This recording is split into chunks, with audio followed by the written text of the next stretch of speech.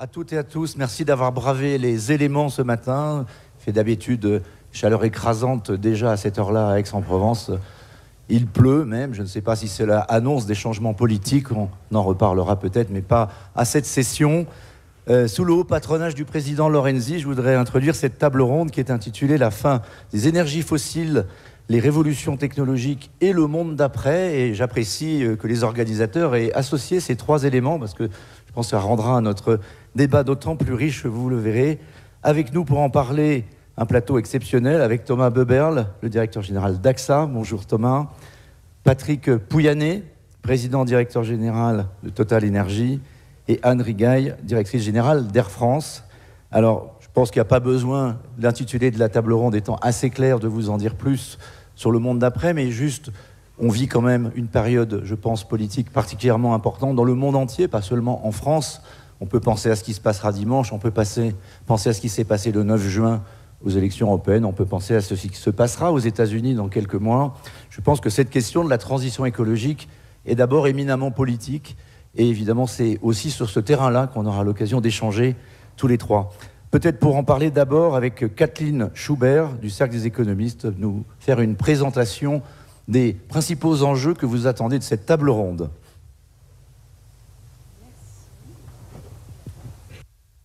Merci. Donc, pour commencer, vous dire que la fin des énergies fossiles, ce n'est pas une option, en fait, c'est une obligation. Si on extrait et qu'on brûle l'ensemble des énergies fossiles, les réserves prouvées, c'est-à-dire ce qu'on sait qu'on a et qu'on peut extraire au coût et au prix actuel, en fait, le budget carbone va exploser et les 2 degrés qui sont la limite maximale supportable, disons, que la communauté internationale s'est donnée, vont complètement exploser également. Donc on va avoir des augmentations de température de 3, 4, 5 degrés. Donc ça, c'est une évidence scientifique. Il n'y a pas de doute scientifique là-dessus. C'est vraiment quelque chose que l'ensemble des travaux montrent très très bien. Et également que les organisations internationales, dont l'Agence internationale de l'énergie, répètent à l'envi depuis quelques années. Donc, en fait, sur le plan scientifique, c'est extrêmement simple. On ne peut pas extraire et brûler l'ensemble des énergies fossiles qu'on sait qu'on a dans le sous-sol. Évidemment, ces énergies fossiles ont une très très grande valeur actuellement, et si on ne les sort pas de terre et qu'on ne les utilise pas, la valeur tombe à zéro, et de façon assez naturelle, les États et les entreprises qui possèdent ces énergies ne sont pas très contents. Donc évidemment, ils font leurs meilleurs efforts pour empêcher que ça se passe ou retarder en fait cet échouage de ces actifs. On appelle ces actifs qui ne seront pas utilisés des actifs échoués. Je pense qu'on a vu un exemple très, très parlant de ça à la dernière COP, à la COP 28, dans laquelle il y a eu, à la fin de la COP, des discussions absolument byzantines sur le vocabulaire à adopter pour parler des énergies fossiles.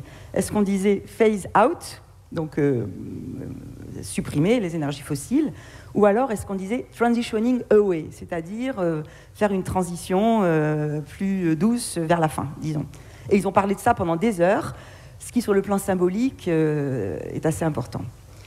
Donc, je pense que c'est vraiment une question centrale. Donc, cette fin des énergies fossiles est une obligation. Évidemment, cette fin des énergies fossiles, elle peut arriver plus ou moins vite. Et plus elle sera tardive, plus on aura émis beaucoup de carbone et plus l'augmentation de température, évidemment, sera importante. Si on regarde les scénarios énergétiques, les scénarios des États et des entreprises pétrogazières, ce qui est extrêmement frappant pour un économiste, c'est que ces scénarios sont fondés tous sur une augmentation de la demande de fossiles dans le futur, une augmentation conséquente. Bon, il suffit de voir l'augmentation, par exemple, qui est prévue pour le transport aérien, dont vous pourrez nous parler, qui est vraiment très importante.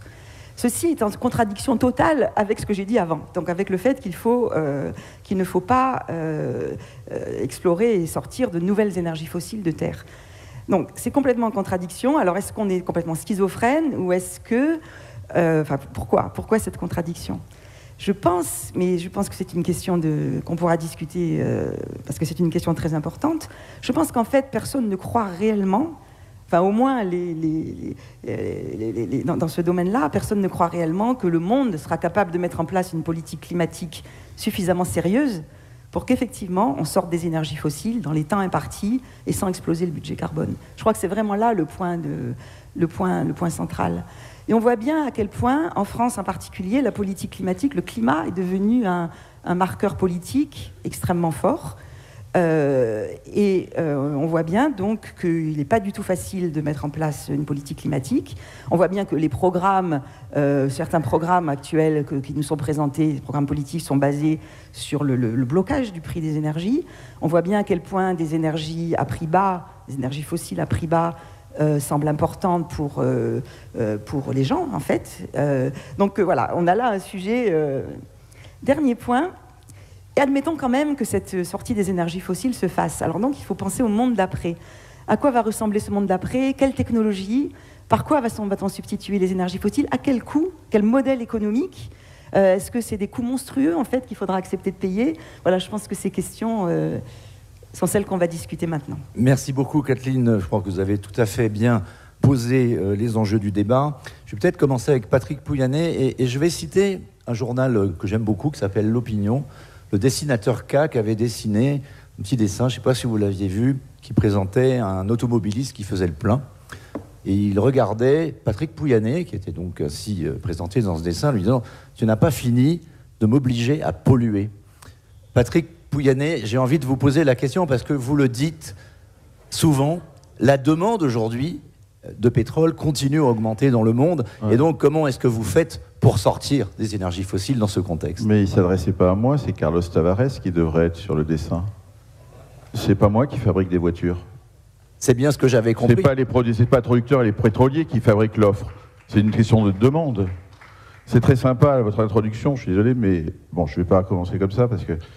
Non, mais ça n'a... Entre nous, il n'y a pas de problème. Allez, on reprend les sujets à zéro parce que quand même, il faut remettre un peu... Donc, pour poser les enjeux, bon. Patrick, sur les enjeux de la demande... Quelques rappels. Bon, d'abord, qu'on le veuille ou non, aujourd'hui, effectivement, on consomme de l'énergie sous forme d'énergie fossile, pétrole, gaz, charbon.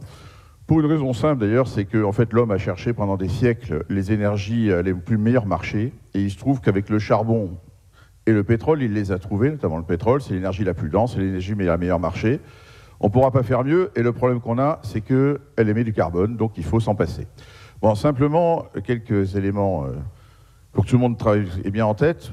Quand je suis rentré dans cette énergie, dans le pétrole, il y a 25 ans, l'énergie fossile représentait 82% du mix énergétique mondial, au niveau du monde, parce que c'est un sujet mondial, c'est pas un sujet français.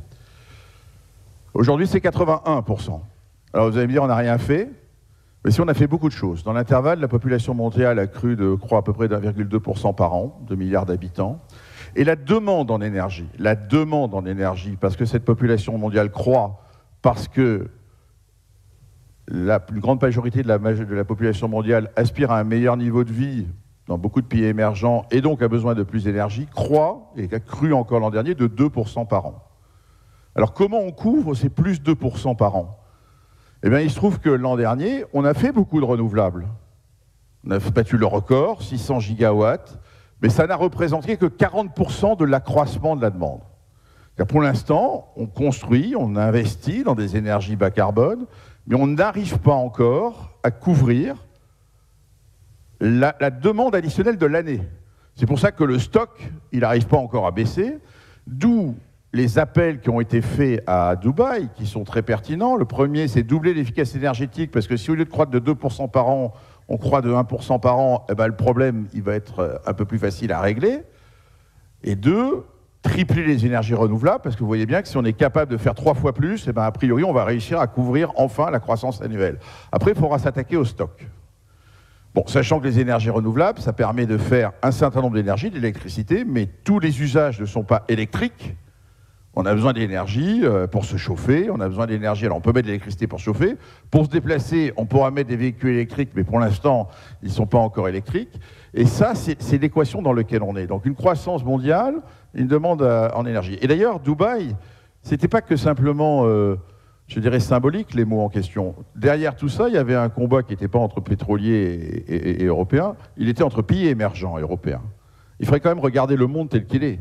Ce n'est pas un problème de pays pétroliers, c'est que les pays émergents aujourd'hui, eux, ils n'acceptent pas un diktat de nous disant « vous ne pourrez pas vous développer au même rythme que ce que nous avons fait. Et les mots sont importants parce que le transitioning away, les Français ont oublié ce qui est écrit derrière, c'est transitioning away in a just, orderly and equitable manner.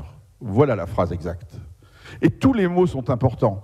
Et si certains pays ont signé cet accord, c'est parce que tous les mots, c'est important. Et les mots, c'est qu'en fait, le sujet climatique est un sujet mondial. On peut faire tous les efforts, et on doit faire plus d'efforts ici, parce qu'effectivement, on a une responsabilité historique, puisque nous, on a développé notre monde, et notre économie, et notre bien-être grâce aux énergies fossiles, mais ça ne sert à rien si on ne le fait pas faire, si on n'arrive pas à entraîner tout le monde. Et donc, il faut trouver cette... Et c'est là le sujet. Le sujet, c'est le mot transition. À quel rythme pouvons-nous aller? Alors, juste... Le rythme auquel on peut aller, c'est le rythme auquel les innovations... Parce qu'en fait, il faut changer la demande. Il faut changer la demande, il faut changer le pattern de la demande. Donc il faut plus électrifier tous nos processus, c'est un sujet, mais il faut aussi que les avions, dont va parler Anne, acceptent plus que 50% de SAF. Aujourd'hui, les constructeurs nous disent au-delà de 50%, on ne certifie pas les moteurs. Il faut que les véhicules, ils s'électrifient, mais quand en Europe on dit 2035, avec un débat d'ailleurs actuellement qui se réveille sur le 2035 dans beaucoup de pays européens, à quel rythme on va pouvoir faire tout ça? Et le rythme, on voit bien par quoi il est dicté. Il est dicté par le prix de l'énergie. Parce que, qu'on veuille ou non, le sujet, c'est pas simplement de faire la transition, c'est qu'elle soit juste, équitable. Et le prix, c'est même dans nos sociétés. Regardez quel est un des débats principaux de nos élections en France. C'est le prix de l'énergie. Taxe sur l'électricité, enfin d'ailleurs, c'est le concours Lépine des idées, là. Mais, et c'est ça qui est compliqué à faire. Parce qu'encore une fois, l'énergie, c'est un bien essentiel et que les gens, c'est du pouvoir d'achat, ils n'ont pas le choix, il faut qu'ils le consomment. Et donc, ils n'ont pas envie, ils veulent faire la transition, ça c'est la partie gauche du cerveau, la partie droite l'a dit, mais pas cher. Et Patrick... je suis désolé, toutes les énergies que nous sommes en train de développer, parce qu'elles ont des caractéristiques simples, c'est qu'elles sont moins denses, elles coûtent plus cher. Voilà. Et donc, moi, je ne sais pas faire la transition sans que ça soit plus cher. Et la seule réponse que je vais apporter à ça, c'est qu'elle ne peut se faire que graduellement. Si on sait faire graduellement, comme on le fait dans l'aviation, 1%, 2%, 3%, 6%, 10%. Et c'est là la difficulté avec ce que nous disent les scientifiques, c'est qu'on a du mal à réconcilier l'urgence et la capacité de nos sociétés, de nous, de nos consommateurs, de nos citoyens, à faire un Big Bang qui ferait que tout ça coûterait une fortune. On ne sait pas le faire. Je ne sais pas que je ne veuille pas le faire. Donc, vous savez, pour Total Energy, on investit de plus en plus en électricité. Moi, je n'ai pas de problème pour faire plus d'électricité. Mais voilà. Donc, c'est ça l'équation dans laquelle on est et qui fait que le mot transition, il faut trouver un moyen à la fois d'avancer, de le faire, mais ne rêvons pas. Vous voulez tous avoir de l'énergie tous les matins. Et donc, il y a un truc qu'on ne pourra pas faire et qui ne marche pas du tout. Le système fossile que je vous ai décrit aujourd'hui, c'est celui qui nous fait vivre. Tant qu'on n'aura pas construit un système décarboné, on ne sait pas abattre le premier. Il faut qu'on continue à vivre et c'est toute la difficulté. Pour l'instant, on n'en est même pas à arriver chaque année à éviter d'ajouter du fossile. Alors, il faut, tant qu'on n'aura pas construit ce système bas carbone, eh ben, c'est compliqué d'abattre le premier. Donc, il faut... mais l'équation, elle est à la fois, elle n'est pas que du volume, c'est pas simplement une question de volonté ou de préserver les réserves. Rassurez-vous, Total Energy n'a que 15 ans de réserve. Donc, moi, j'ai pas de problème. Je sais, ou 18 ans, pardon. Donc, je sais pas, c'est pas nous qui nous défendons tout cela. Mais en fait, il faut qu'on arrive à rendre l'équation économiquement compatible. C'est bien l'enjeu de cette table ronde. Merci de cette première introduction. On va... Oui, non. Merci, vous vous applaudirez chaleureusement tout le monde à la fin surtout. C'est vrai qu'on a commencé fort, alors on va continuer avec vous Thomas Beberle, peut-être sur ce que vient de dire Patrick Pouyanné, c'est-à-dire que comment on résout l'équation, sinon par des changements politiques, par des changements de comportement, par des changements de société. Ce monde d'après, il faut le faire maintenant. Comment est-ce qu'on peut réconcilier ce que dit Patrick Pouyanné, c'est-à-dire que nous sommes tous responsables, avec l'urgence climatique, qui évidemment est un élément dont vous êtes vous-même obligé de tenir compte dans vos investissements, par exemple, ou dans votre modèle d'affaires?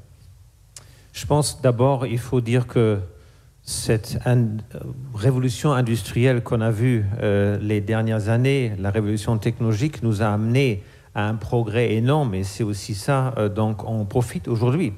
Mais on doit aussi considérer que ce modèle arrive à l'échéance, et ce modèle n'est plus soutenable. Mon regard, je ne suis pas producteur du pétrole ni producteur des automobiles, mais un assureur voit très bien tout ce qui se passe dans une société et tout ce qui se passe dans une économie. Et c'est ce qu'on voit aujourd'hui, et certainement que les événements climatiques vont nous empêcher de garder ce modèle à vie. Pourquoi ? Parce qu'on les a tous toujours eux. Il y a 20 ans, on a toujours eu quelques ouragans. Ils ont passé plutôt au même endroit. Et ce changement climatique, ces catastrophes naturelles ont été loin de nous. Aujourd'hui, ça a complètement changé parce que les événements, la fréquence des événements a beaucoup augmenté et ces événements sont très proches de nous. Vous êtes chacune considéré.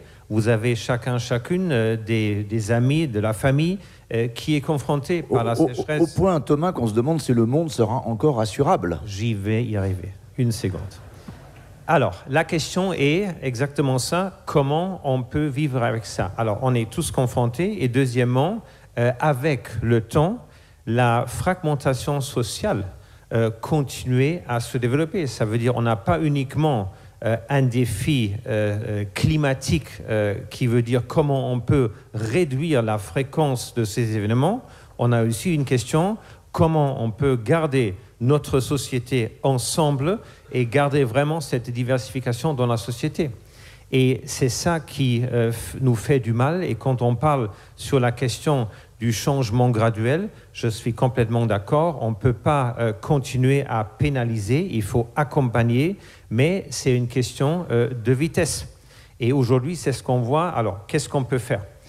Sur la partie des événements climatiques, il est clair, si on ne change pas notre comportement, si on n'est pas prêt à nous-mêmes nous investir pour mieux lutter contre ces changements climatiques, on va avoir plus de problèmes. Je vous donne un exemple. Si vous prenez aux États-Unis l'ouragan Katrina, et il y a un autre ouragan à peu près 15 ans après qui s'appelle ouragan Irma. Même trajectoire, il est intéressant que les coûts ont baissé dans le temps de 60%, quand même dans une période où on a eu de l'inflation. Qu'est-ce qui s'est passé ? Les particuliers, les entreprises, les États ont investi dans la prévention.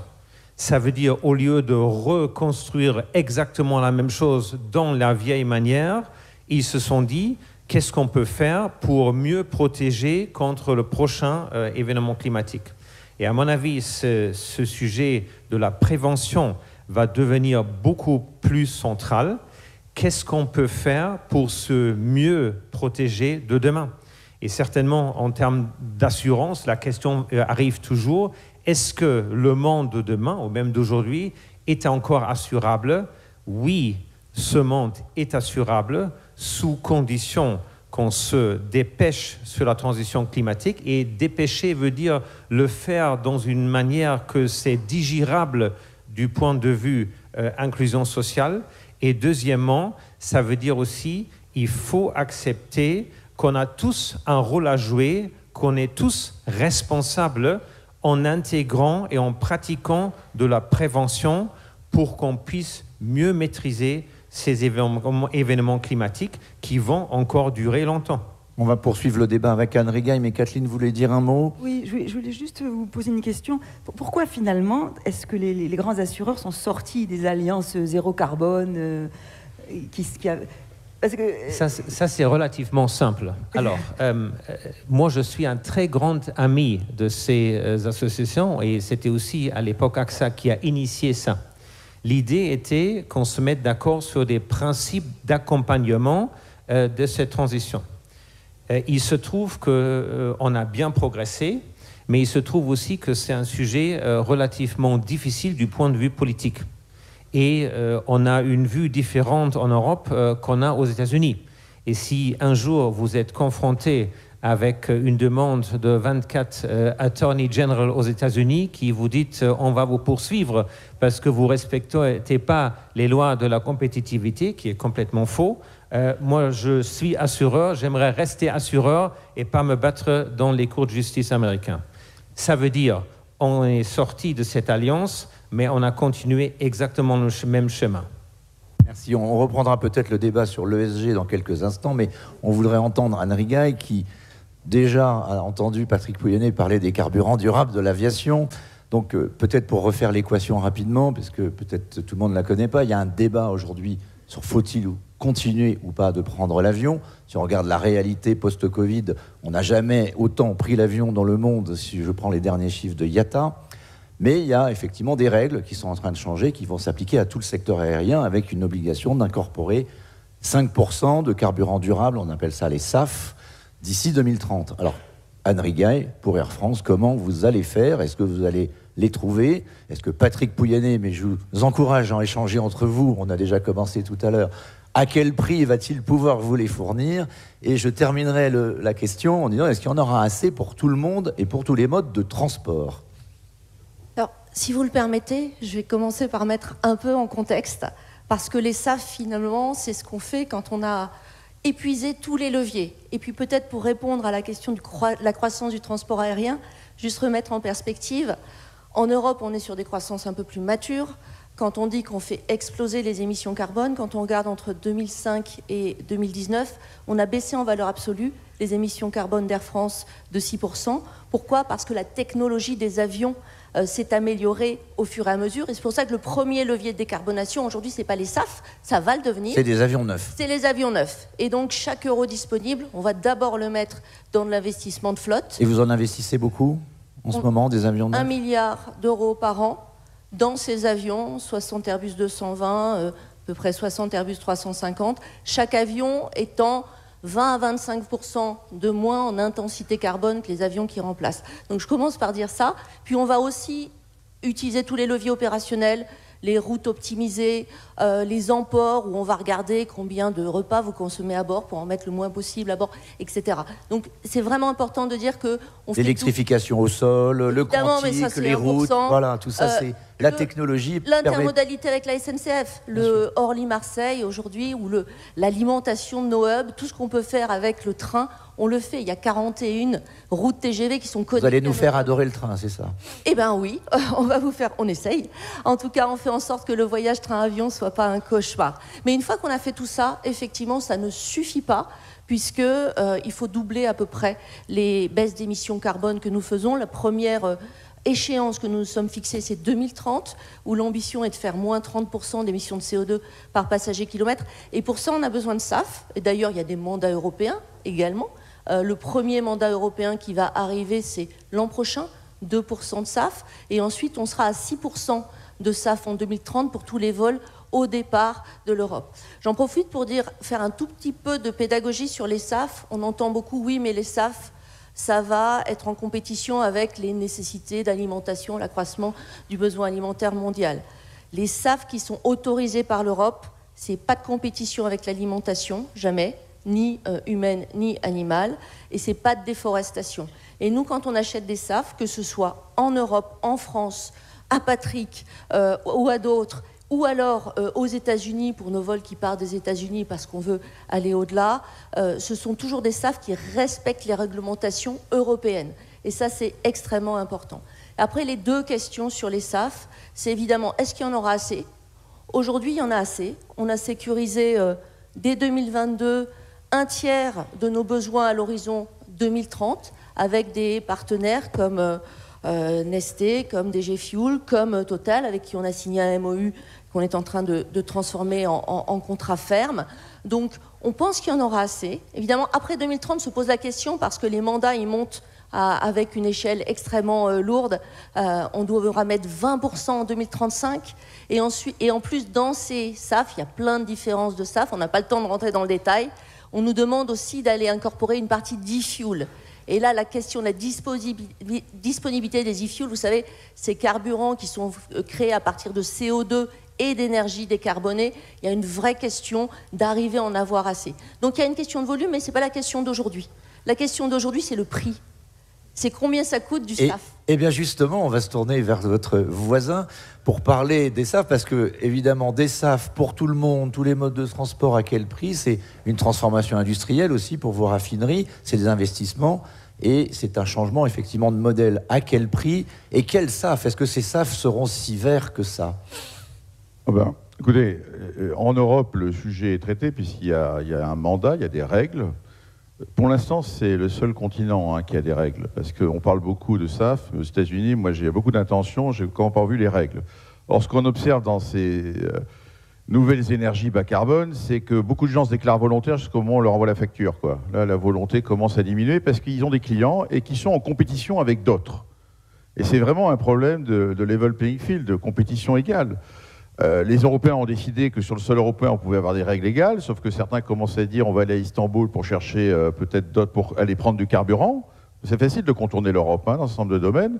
Au passage, les effets de la politique, j'étais à Bordeaux il n'y a pas longtemps, j'ai voulu prendre un avion pour rentrer à Paris, j'ai eu tort, les trains étaient pleins, et je me suis rendu compte, j'ai découvert en discutant avec le patron de l'aéroport qu'on ne pouvait plus vraiment aller autrement qu'à Roissy en connexion. Par contre, Turkish Airlines a mis des lignes sur Bordeaux, et les gens de la région bordelaise maintenant prennent Turkish Airlines pour partir en vacances. Je ne suis pas sûr qu'on ait fait progresser la planète, je suis même sûr du contraire, mais ça c'est le résultat des lois françaises quand on regarde le sujet à un niveau que local.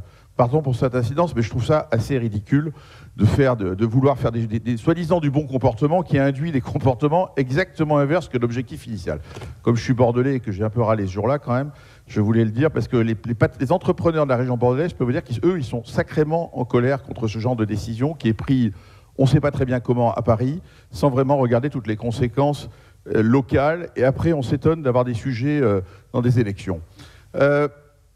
Je reviens sur le sujet des SAF. Donc on va les produire, bien évidemment, on va les produire. Alors après, on va les produire. Le sujet n'est pas tant la technologie de la production. On sait produire des carburants aériens durables à partir de biomasse, de déchets de graisse animale, de déchets de l'huile de cuisson. Tout ça, on sait le faire. D'ailleurs, la beauté de l'affaire, c'est qu'on sait le faire dans on sait réutiliser une partie de nos unités de nos raffineries pour le faire. Donc en fait, c'est une transition de nos propres raffineries. On a transité la Med, on fait en puits.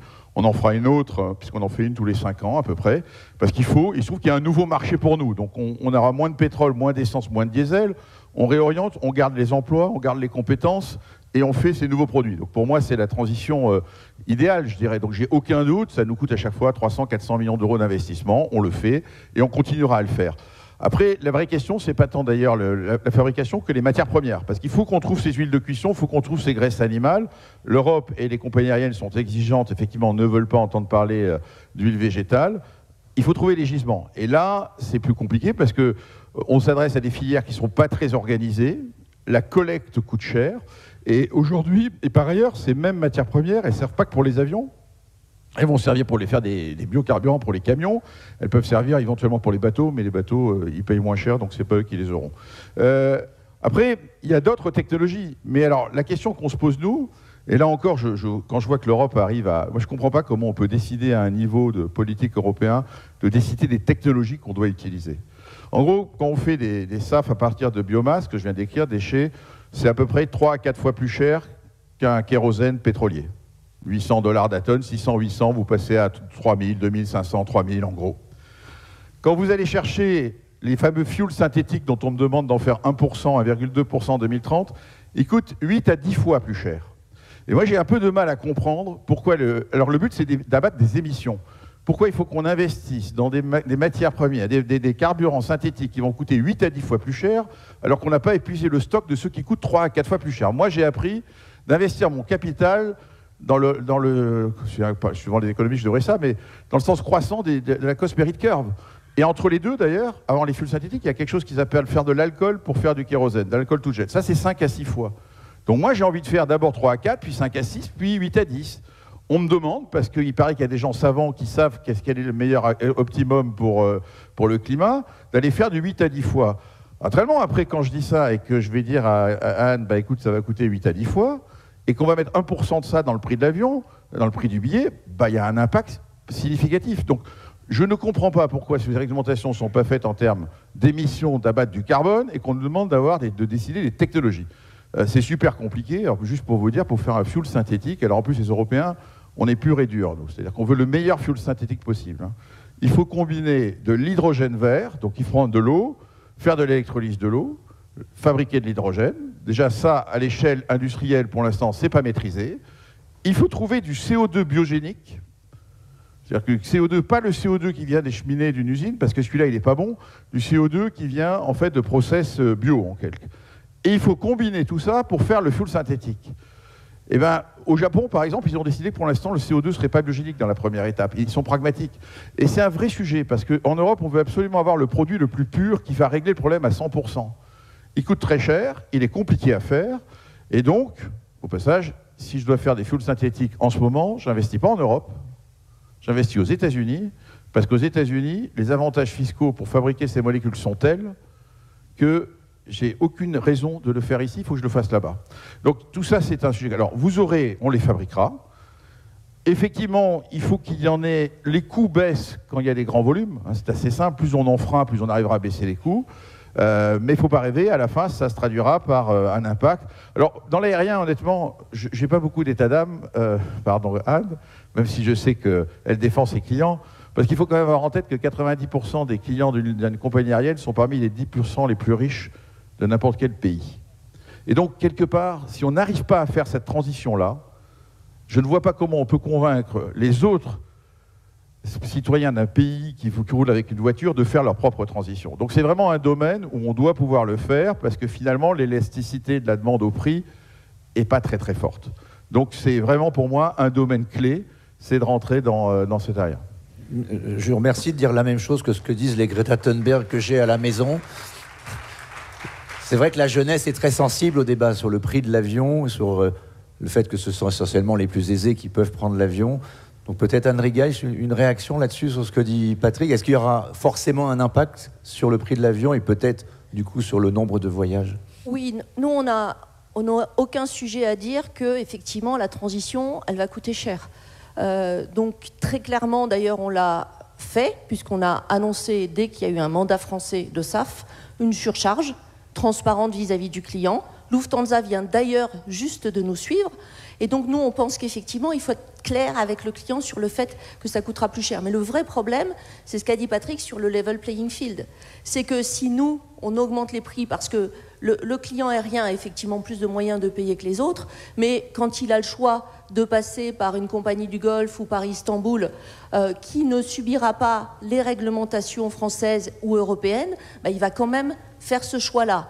Quand vous avez le choix entre Barcelone et New York, non, Barcelone-New York, ça ne marche pas, mais Barcelone-Bangkok, par exemple, de passer par Roissy ou de passer par Doha, et qu'il y a un écart de 100 € suivant que vous prenez une réglementation ou pas de réglementation, ou seulement sur la partie Barcelone-Doha, très clairement, le client fait son choix. Donc c'est une compétition de hub, et donc très clairement pour nous, l'enjeu, c'est comment on peut absorber ces coûts dans nos business models, parce que déjà aujourd'hui, c'est à peu près 200 millions entre les ETS et le SAF, avec seulement 1%. On passe à 2% l'an prochain, 6%, ou voire 10% notre ambition en 2030. Donc comment on fait pour embarquer ça dans notre business model? Parce que les autres continents ne raisonnent pas comme ça. En Amérique du Sud, ce qu'ils veulent, c'est le transport aérien le moins cher possible parce qu'il faut démocratiser. Aux États-Unis, le train n'est pas une option. Vous n'allez pas faire 3 jours de train entre New York et San Francisco. Donc on est dans un transport aérien mondialisé. Patrick l'a dit, hein, quand on arrête des lignes, nous, c'est d'autres qui s'installent. Le hub de Turkish a cru de 25% entre 2019 et aujourd'hui. Donc notre enjeu, c'est comment on fait cette transition de manière volontaire, en étant transparent avec les clients, en disant que ça coûte cher, mais sans voir, comme on l'a vu depuis les 20 dernières années, le trafic se déplacer, soit dans le Golfe, soit en Turquie. Équation difficile. Alors à ce stade de notre discussion, il y a un acteur de la pièce qu'on n'a pas trop appelé encore à la rescousse, c'est le monde de la finance. Alors Thomas Boeberl, on a évidemment envie de vous entendre sur le rôle de l'ESG. Ça peut donner lieu à un échange peut-être entre vous, comme il y en a eu entre Anne Rigail et Patrick, entre vous et Patrick Pouyanné, puisque la question de l'ESG, évidemment, c'est beaucoup en Europe quand même qu'elle est aujourd'hui à la mode. Aux États-Unis, ça a été le cas à un moment, puis c'est un petit peu moins le cas. Et donc se poser la question pour un certain nombre d'acteurs de savoir s'il faut rester en Europe. Est-ce qu'il ne faut pas viser plus d'investisseurs américains? Est-ce qu'il ne faut pas aller ce côté à New York, par exemple? Bon, Patrick aura peut-être l'occasion de nous en parler. J'ai envie de vous demander, voilà, l'ESG, est-ce que c'est quelque chose qui aujourd'hui est là pour durer? Est-ce que c'est un peu le poignard dans le dos des acteurs de la transition, des entreprises, qui va faire en sorte qu'elles vont devoir accélérer les changements? Parce qu'aujourd'hui, on n'est pas tout à fait dans le rythme nécessaire pour le changement climatique. Je pense qu'il ne faut pas du tout raisonner comme ça. Et je vous donne notre raisonnement comme assureur. Je vois d'un côté les investissements, le rendement. Aujourd'hui, une obligation de quelqu'un qui produit du charbon n'a pas plus de rentabilité qu'un beau projet vert. Ça veut dire, là, je ne vois aucune différence. De l'autre côté, je dois regarder les sinistres. je vois que des augmentations de fréquences, des augmentations de dégâts. Ça veut dire, pour nous-mêmes, ça ne fait aucun sens de continuer comme ça. C'est pourquoi on a décidé 3 choses. 1, beaucoup plus investir dans la recherche. Ça veut dire notre fonds de recherche, c'est beaucoup plus focalisé sur la transition climatique. 2, d'investir davantage dans cette transition, mais de le faire dans une manière qu'on est clair et net sur le charbon, sorti du charbon tout de suite en 2015, et deuxièmement, accompagner l'industrie dans ce développement. Troisièmement, là, dans l'investissement, on a dit tout ce qu'on investit plus dans le charbon, on va l'investir dans les projets verts. Et pour ça, ça a bien marché. Le rendement n'a pas du tout souffert de ça. Troisième sujet, c'est l'assurance. Et là, on sait que c'est peut-être le facteur le plus important. Aujourd'hui, si vous voulez créer une production de charbon, si aucun assureur, aucune banque, aucun gestionnaire d'actifs vous donne de l'argent, vous trouvez de l'argent. Mais sans assurance, zéro financement. Et c'est pourquoi, par ailleurs, c'est aussi la réaction virulente que Catherine vous avait demandé avant. Je pense sur la partie assurance, et on a commencé fortement avec ça, de dire aussi, on va mettre notre capacité d'assurance sur ces entreprises qui veulent transformer, qui veulent changer le climat, et ceux qui n'ont pas de plan de transition, on veut plus les assurer. Dernière remarque, il y a quand même des sujets institutionnels qui doivent se développer.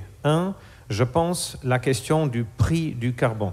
Parce qu'aujourd'hui, on dit, bon, c'est cher le SAF vis-à-vis d'autres énergies. La question, est-ce qu'on a vraiment le bon prix du CO2 ? 2, la question des marchés de crédit carbone.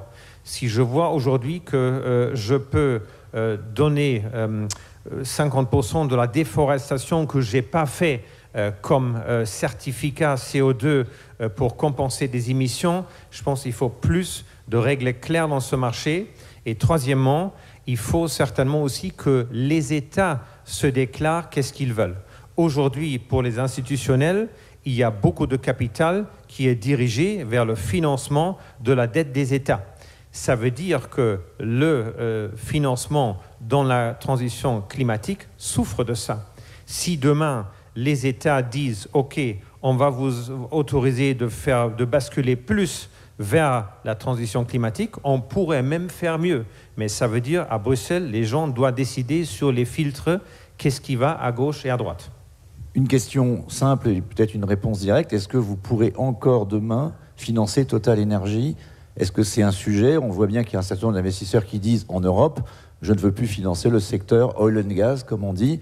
Du coup, ils se tournent souvent vers des investisseurs qui sont peut-être moins regardants, en tout cas qui n'ont pas les mêmes règles aux États-Unis. Alors, il est vrai qu'on est devenu beaucoup plus sélectif. On fait à peu près 5% de notre engagement de l'époque. Il y a des entreprises qui sont très développées et très déterminées dans la transition, donc Total. Et c'est pourquoi on se focalise sur les acteurs qui ont ça en tête et qui ont montré des plans de transition crédibles et en implémentation. Ceux qui ne le font pas ont plus de financement ou de l'assurance. On peut peut-être entendre Patrick Pouyanné nous répondre sur cette question-là. Et y a-t-il un lien avec le fait que vous avez abordé la cotation à New York ? Le lien, c'est qu'il y a moins d'actionnaires européens, plus d'actionnaires américains. C'est assez simple. Moi, je ne fais que regarder ce qui se passe. On est déjà coté à New York, donc tout ça, c'est encore une polémique dont adorent les Français. Enfin, c'est assez ridicule. On est déjà coté à New York. La seule question, elle est technique. C'est est-ce qu'au lieu d'avoir des certificats de dépôt, des ADR, ils auront des actions et tout sera, et qui seront aussi cotés à Paris, à Bruxelles, à Londres. Je n'ai pas besoin d'en faire tout un. Mais ça, on aime bien ce polémique française, c'est assez étonnant de temps en temps. Enfin, Total Energy déclenche les passions, je le sais. C'est assez amusant aussi en même temps. Il faut être serein. Voilà, non. Par rapport à tout ce qu'a dit Thomas Buberl, moi, le seul message que je veux dire aux Européens, c'est que la question aujourd'hui, encore une fois, c'est que cette affaire, c'est l'affaire du label ISR en France, a été abordée de façon très dogmatique, encore une fois. Parce que, effectivement, nous faisons de l'oil and gas, mais aussi des énergies renouvelables. Les énergies renouvelables représentent 1/3 de mes investissements aujourd'hui, 1/3. Nous allons financer dans les 6 prochaines années, entre maintenant et 2030, 80 milliards d'investissements dans les énergies renouvelables. Voilà ce que nous allons financer, faire en sorte de construire 80 milliards d'investissements. C'est absolument massif. Alors les gens me disent c'est jamais assez, mais 80 milliards pour une entreprise comme la nôtre, on est les seuls maintenant parmi les pétroliers, puisque tous nos collègues sont en train de faire marche arrière. Il y avait les Américains qui ne sont jamais lancés, mais 2 collègues anglo-saxons, d'ailleurs, ils ont annoncé cette semaine, coup sur coup, l'arrêt de 2 projets pour faire des SAF, l'un en Allemagne, l'autre aux Pays-Bas. On est les seuls à continuer à investir, et comme on est français, qu'on adore entre guillemets, s'auto-flageller, ben, c'est ici qu'on m'accuse d'être le moins climato-compatible. Je suis désolé, c'est frustrant. Donc nous, on a notre stratégie, on va continuer. C'est vrai que j'ai des actionnaires qui, de temps en temps, me demandent pourquoi j'investis autant dans ces énergies renouvelables qui rapportent moins aujourd'hui que le pétrole, mais dans 10 ans, elles rapporteront plus. Et moi, ma mission, c'est d'assurer, Total fête ses 100 ans, d'assurer la longévité de l'entreprise. C'est une profonde stratégie. Elle n'est pas pilotée par l'ESG, pas quoi. Elle est pilotée profondément par notre appréciation de l'évolution de la demande. On est sur des marchés pétroliers et gaziers dont on sait qu'ils vont aller, notamment pétrole, vers un pic et puis ils vont décliner. Moi, ma mission, c'est de faire en sorte que cette entreprise poursuive et soit engagée et contribue à ce changement climatique. Donc, on y contribue massivement. Je sais que c'est jamais ici à Paris. Les journaux anglo-saxons cette année, le Financial Times, l'Economist, ont salué ce que nous faisions en disant que c'était, pour une fois que les journaux anglo-saxons saluent une entreprise française, j'aurais bien aimé le voir également en France. Ici, visiblement, nul n'est prophète en son pays. Maintenant, on avance, on le fait. Encore une fois, nous allons financer 80 milliards de projets d'ici 2030 dans les énergies renouvelables. Ça, c'est la réalité et nous avons déjà 25 gigawatts. Si vous prolongez la courbe, Patrick, et si on prolonge la courbe pour le marché, puisque notre question c'est la sortie des énergies fossiles, est-ce qu'il y aura un jour une dernière goutte de pétrole ? Oui, il y aura, même si, même dans les plans à 2050, on voit encore 20% d'énergie fossile. Faut pas... Mais il faudra des marchés, comme l'a dit très bien Thomas, pour être net zéro, il faut des puits de carbone. Pour des puits de carbone, il faut organiser le marché de ces puits de carbone, de ce qu'on appelle les crédits carbone. C'est urgent maintenant. Or, on n'arrive pas à se mettre d'accord, là encore, pour des raisons dogmatiques, parce que un certain nombre d'organisations considèrent que si on organise le marché carbone, c'est pour éviter de sortir des fossiles. Non, c'est simplement parce qu'il faut qu'on développe l'économie de ces puits de carbone. Et d'ailleurs, arrêter de déforester la planète, ça serait une première chose, ça coûte $10 la tonne. Le carbone de la déforestation, je me demande bien pourquoi on n'arrive déjà pas à faire ça. Ça serait déjà une première étape qui serait bonne en plus pour la biodiversité, pour plein de sujets. Donc il y a plein de bonnes raisons pour le faire. Donc le monde d'après, c'est quoi ? Pour nous, c'est d'être de plus en plus électricien. On l'a décrit, il y a un document qui dit une vision de Total en 2050. En 2050, Total, l'idée, c'est qu'on produira plus de 50% d'électricité, à base renouvelable essentiellement, mais qu'on produira aussi des molécules bas carbone, des SAF, de l'hydrogène, tout un tas des fuels synthétiques, sans doute, et qui restera dans notre mix, comme au niveau mondial, puisque la référence qu'on a, c'est le scénario net zéro de l'AIE, à peu près 25% d'énergie fossile. C'est la vision qu'on a. Après, il faut que tout ça, ça se construise, ça demande d'énormes investissements. Les 35% que nous allons consacrer d'ici 2030 à toutes ces électricités et énergies renouvelables, ça passera au-delà de 2030 sans doute à 50% et ça croîtra avec le temps. Il faut, en même temps, la condition, c'est qu'on veut accompagner la demande de l'autre côté. Donc il faut que les technologies, parce qu'encore une fois, comme l'a très bien décrit Anne, l'exemple des avions, les nouveaux avions consomment moins, c'est ça la meilleure façon de faire baisser. Il faut être efficace, les nouvelles voitures seront électriques ou hybrides, etc., on consommera moins. Moi, j'ai pas de problème qu'on consomme moins. J'ai d'autant moins de problèmes que Total Energy produit aujourd'hui le pétrole parmi le moins cher au monde, puisqu'on a décidé de positionner tout ce qu'on fait dans le pétrole, ça coûte moins de $20 du baril, notre pétrole. Donc moi, je peux faire face à une baisse de la demande. Donc je dirais c'est ça l'enjeu. Donc le monde d'après, il sera largement électrifié, oui, il faut électrifier les process, mais il sera aussi avec un certain nombre de molécules, parce qu'on a besoin d'autres énergies. Il faut beaucoup d'énergie, donc ce monde-là, il faut avancer, mais c'est vrai que, pour reprendre pour vous, il ne va pas se passer du jour au lendemain, parce que tout ça, c'est... Alors la bonne nouvelle, je regardais les chiffres, c'est qu'en 2023, le monde a investi à peu près 1000 milliards dans les fossiles. Il a investi autant dans les énergies bas carbone. 1000 milliards. Alors en fait, les 2000 milliards doivent devenir 3000 milliards. Parce qu'on a besoin de 1000 pour maintenir encore le système. Il faudrait qu'on ait 2000, voire 3000 dans la partie bas carbone. C'est cette partie-là qu'il faut qu'on fasse croître et qu'on accélère la croissance. Au passage, il y en a un qui ne baisse pas du tout, c'est l'investissement dans le charbon. On n'arrête pas de dire que le charbon est l'ennemi. Moi-même, comme Thomas, j'ai fait sortir Total Energy, c'est une de mes premières décisions en tant que PDG, du charbon en 2015. ben, les investissements dans le charbon, ils sont toujours les mêmes, 200 milliards par an. Et pourquoi? Parce que c'est l'énergie la moins chère. C'est le moins cher. Et que vous avez des tas de pays émergents, pas seulement la Chine, l'Inde, l'Indonésie, le Vietnam, qui cherchent de l'énergie la moins chère parce que eux, leur problème, c'est l'accès à l'énergie de leur population, l'accès à la santé, l'accès à l'éducation. Et c'est ça le monde. Et est-ce qu'on ne pourrait pas trouver un moyen, nous, pays occidentaux, de payer 200 milliards, entre guillemets, à ces pays-là, pour leur dire arrêtez de faire votre charbon et faites une autre énergie qui sera moins fossile. Voilà, ça fait partie des transitions. Au passage, à Dubaï, il y avait un progrès sur un sujet dans tout l'accord, c'est qu'on a reconnu le gaz comme un fuel de transition pour autant qu'on abatte les émissions de méthane. Et ça, c'est un truc très pragmatique, mais quand on fait les centrales au gaz, ben on fait 2 fois moins de CO2 qu'avec une centrale au charbon.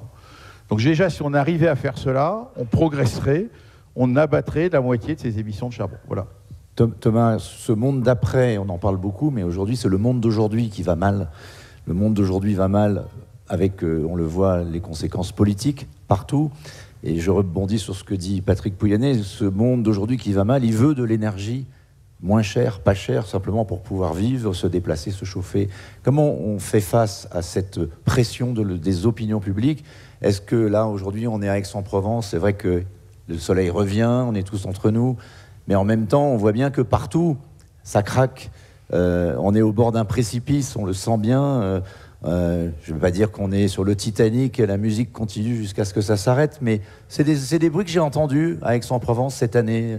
On est un peu sur le Titanic, ou alors c'est un peu comme ce film Don't Look Up. C'est vrai pour le climat, c'est vrai pour le social. Vous qui êtes évidemment un observateur et un acteur de tout ça, comment vous... je pense aussi à l'Allemagne, hein, qui s'interroge à ce qui se passe en France beaucoup. Sans vouloir faire de politique, quel regard vous avez sur cette situation du monde d'aujourd'hui ? Non, je pense c'est ce qu'il faut vraiment, c'est par État un plan de transition et un plan de transition concret avec où est-ce qu'on est aujourd'hui et quelles sont les étapes précises pour arriver à un monde différent. Et si vous prenez par exemple mon pays de naissance, qui a eux le sujet du gaz russe et du remplacement, ils ont eu du mal à vraiment réfléchir la totalité de la chaîne parce que si on veut avoir du GLN, oui, il faut des terminaux, mais il faut aussi des bateaux et autres. Et c'est plus cher.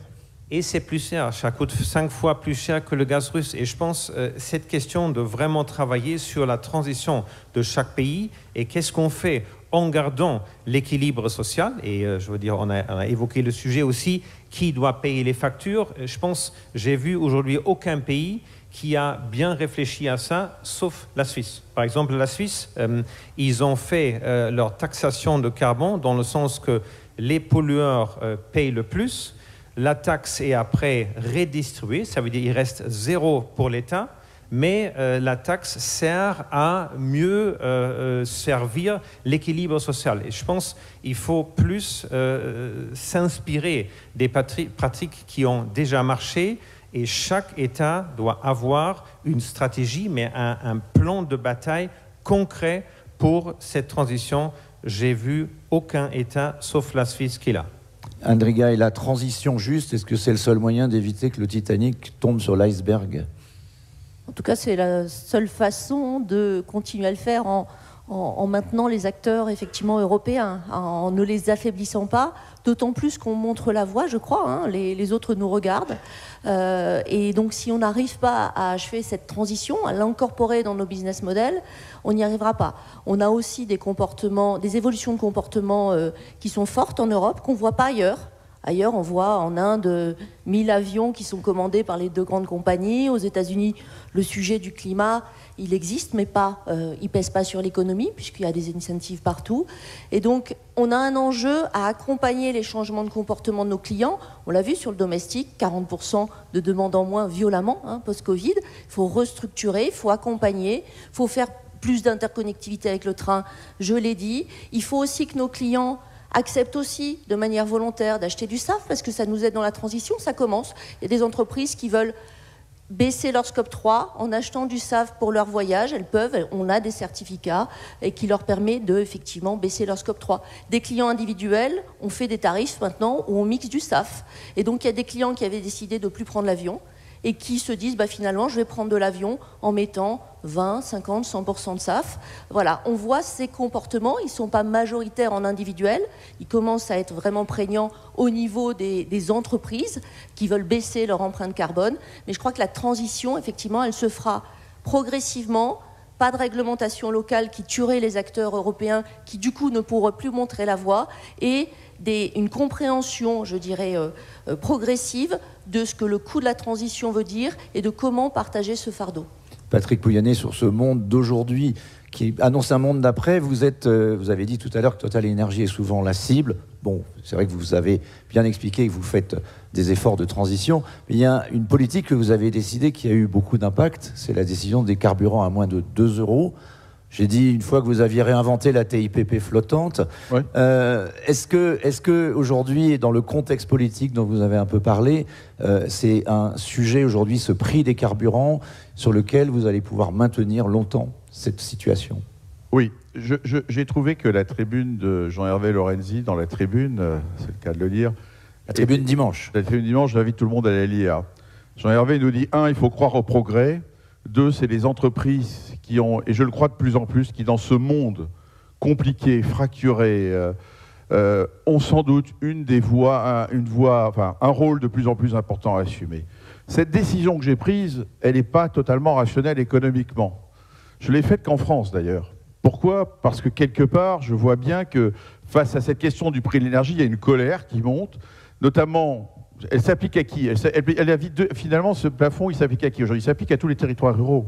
Parce que quand j'amène de l'essence dans des stations dans le Massif central, ça me coûte beaucoup plus cher la logistique que quand je l'amène à Paris. Donc c'est une politique qui, quelque part, alors, a complètement rencontré l'assentiment des Français, ça c'est clair. Elle correspond quelque part à une forme de responsabilité sociale de l'entreprise, auquel je crois. Je pense que dans ce débat-là, on doit intervenir avec des actes concrets, nous les entreprises. On ne peut pas simplement dire tout ça, c'est pas notre problème, parce que c'est notre problème. Nous vivons dans cette société, nous, nos entreprises françaises, donc nous devons pouvoir agir. De la même façon, j'ai pris une décision que je n'ai pas popularisée par les médias, mais il se trouve qu'il n'y a aucun employé chez Total Energy qui a moins de 2 000 € par mois, alors que j'avais découvert que ce n'était pas le cas il y a 2-3 ans. Donc on peut faire des choses, on doit faire des choses, parce que c'est aussi une contribution positive. Et je pense qu'il faut que le débat français revienne vers du positif. On a plein d'atouts dans ce pays, on a une capacité à s'auto-flageller, et du coup à entretenir une espèce de fracture on a plein d'atouts. Donc regardons nos atouts positivement. Les entreprises doivent effectivement s'engager. On n'est pas extérieur à ce qui se passe. Nos employés, moi j'ai 35 000 employés en France, bien évidemment, on est concerné par tout ce qui se passe. Donc voilà ce que je crois qu'il faut faire.